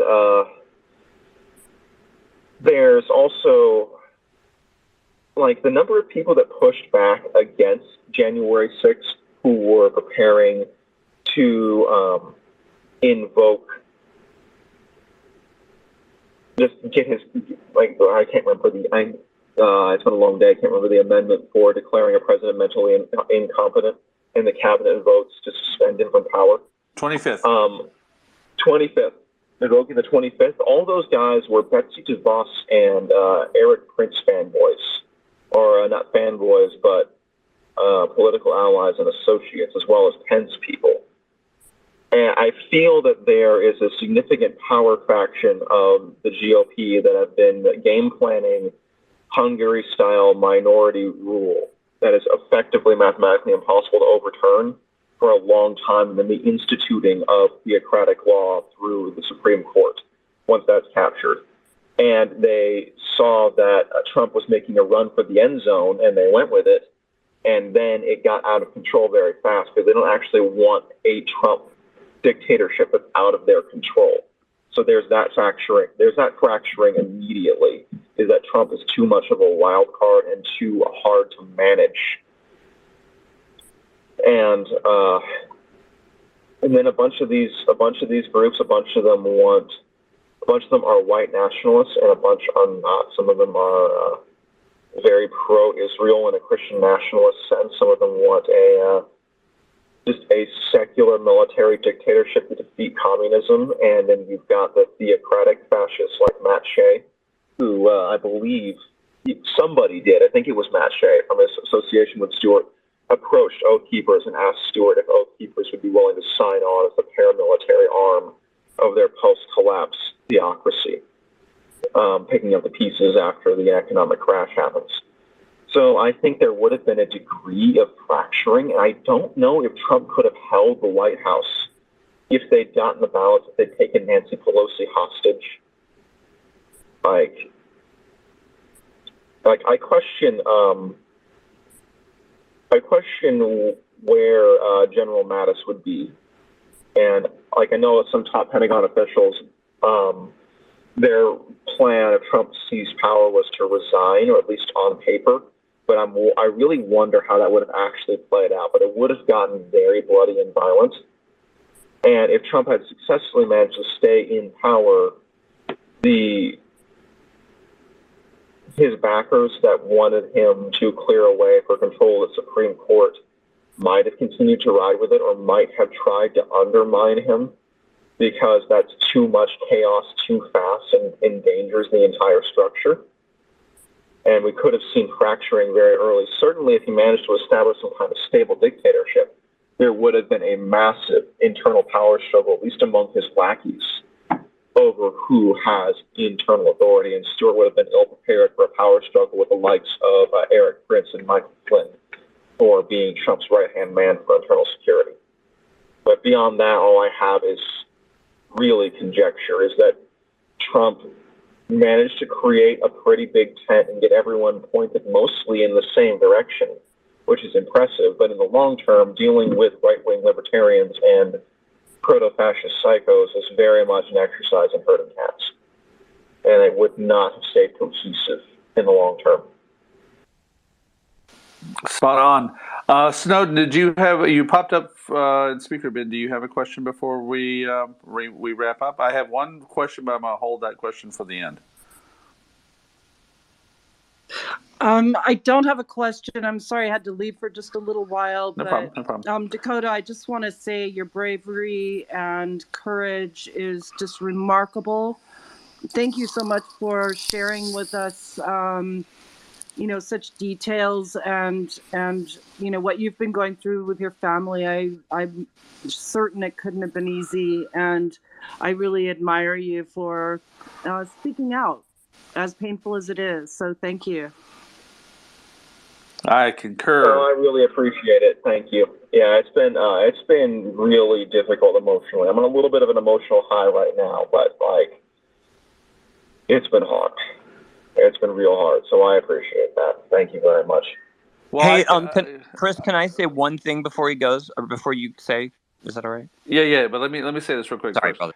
It's okay. And I'll hand you the mic. I want to say that I think I speak for many people in this group chat that I've gotten to know. We cover Ukraine, etc.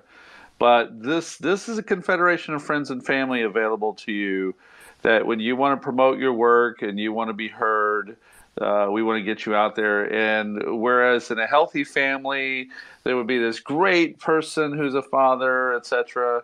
And I'm leading to the question here in a second that I'm going to ask. You'd have all that support, and you're winging it without that. And I'll be honest with you, I don't worry about you in the sense that I know you've got what it takes to be kick-ass, to be running on your own sales. But, there will be those days where, you're going to want that affirmation and that sense of community. So you can always call me and a lot of these folks. And anytime you just want to host a space, or you say, hey, I got some ideas, I just want to vent for a couple of hours, you want to do one, brother, I would be glad to co-host with you, or get one of these good family members here to do that with you. And I hope that you would do that, because I've seen you really come out and deliver the goods. So I will say that. I'll go to Brian, and then and Grumble. Let's get those in, and Really, then I do have a question. really I'm not. fast. Go I ahead. Go ahead. wanted just go really quick. Dakota, I will extend the same as Chris.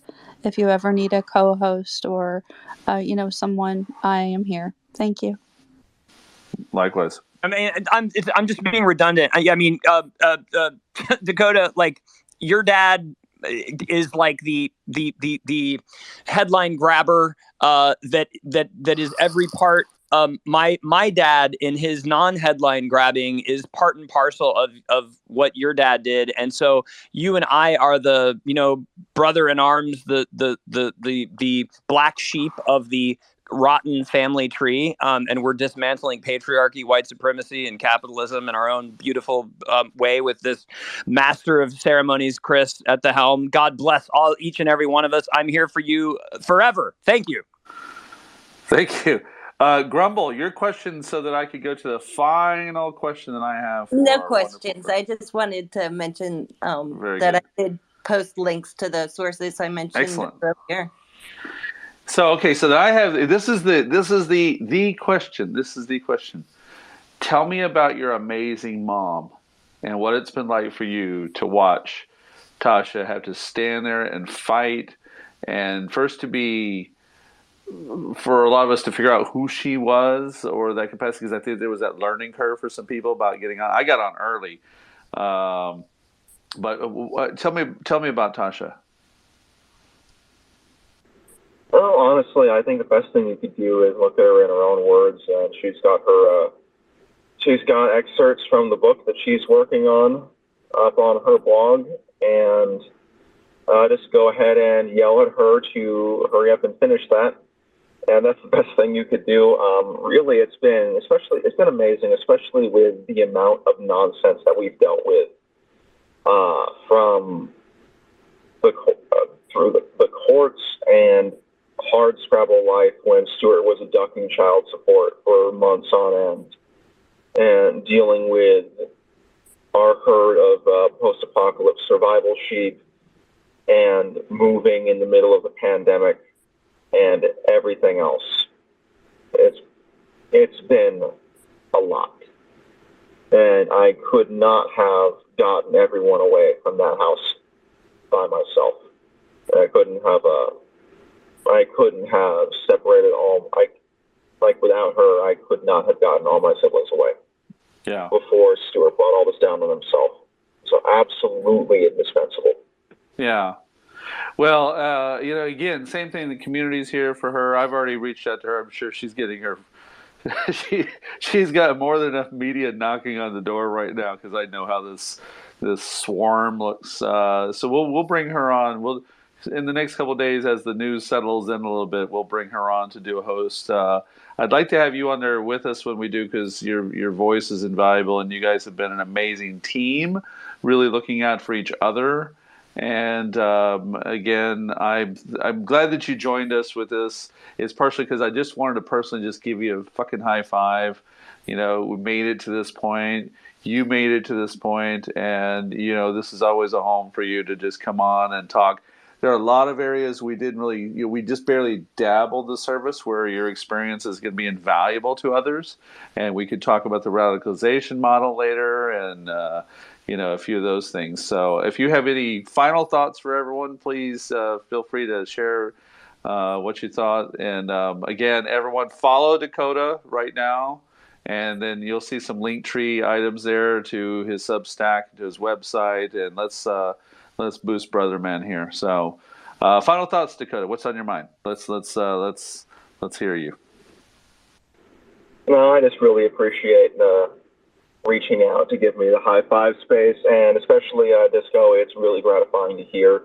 That's exactly what I'm going for, is trying to reach out to other people that had a similar experience to what I dealt with, and hopefully reach out to people who are like my teenage self and show them that there is a way out and it is possible. And also to like emotionally show people who did not grow up in this movement what it was like, and to understand, because I believe there's a lot of misunderstanding about how the militia movement actually operates, especially psychologically, floating around, and psychology and conspiracy theory in general. So I very much appreciate it, and I will take you guys up on those. And in the next couple of weeks, I'm going to be scrambling to finish the semester all right, because I've been having a very hard time with the trial hanging over me like this. But following that, there'll be very much more Dakota content, and you'll see so much of me, you'll be sick of me. So thank you all. Impossible. Disinformation at its best. We could ever get sick of you. Like I said, I'm very proud of the work you've been doing. I wasn't surprised, because I remember watching one of your first fairly long interviews. It was like an hour or something, and very good look at how you think. And I was like, oh, this brother's going to do fine.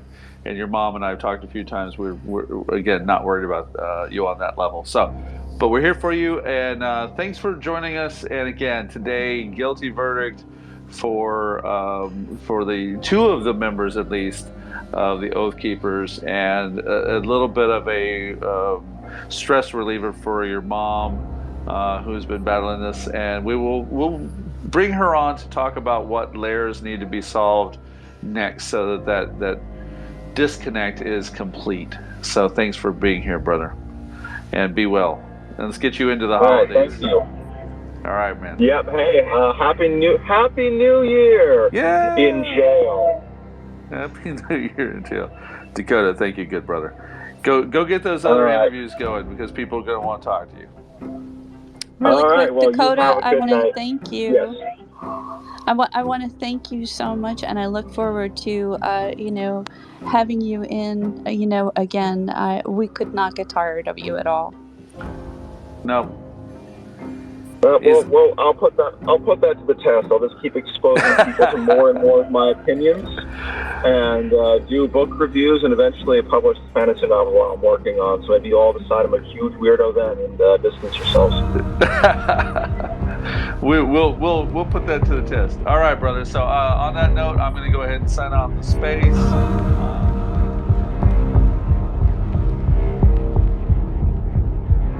Thank you for listening, and stay tuned for more interviews. Don't forget to subscribe below. NatSecMedia is supported by viewers and listeners like you. Subscribe to our Patreon page and visit our website today.